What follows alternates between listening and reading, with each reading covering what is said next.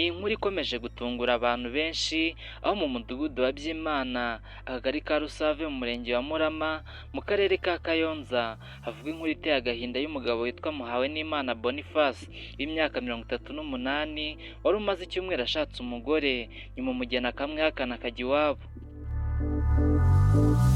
Abaturage bo muri ako gace bavuga ko Boniface yashatse Tumukunde Alice w'imyaka 20, habaho imihango y'ubukwe isanzwe, ariko bageze mu rugo bitangira kugorana umugeni yima umugabo.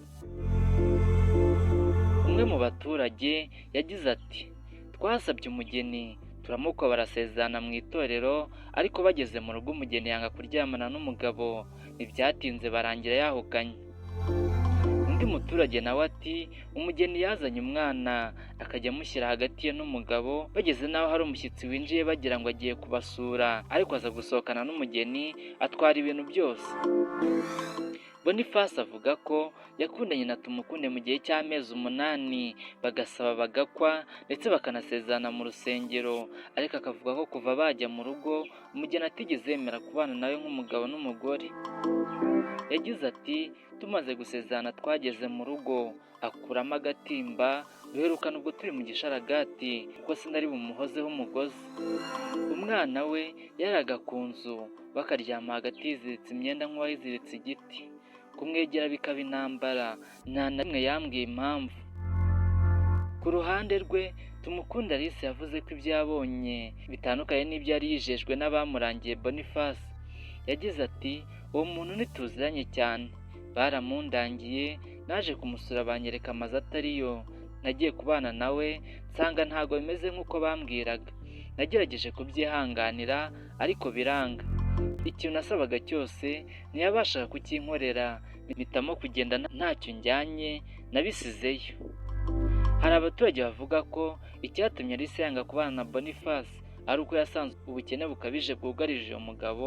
Umwe yagize ati "Yatekerezaga ko agiye mu nzu y'agacurama, asanga ari mu nzu isanzwe iciriritse, aho yahise avuga ko umuranga yamubeshye, ko bamubwiye ko umugabo afite ibintu byinshi, ariko ageze asanga ntacyo afite." Sebukwe wa Alice avuga ko yatakaje ibintu byinshi mu bukwe, harimo amafaranga y'inkwano angana n'ibihumbi 700, akifuza ko yasubizwa ibyo yatakaje.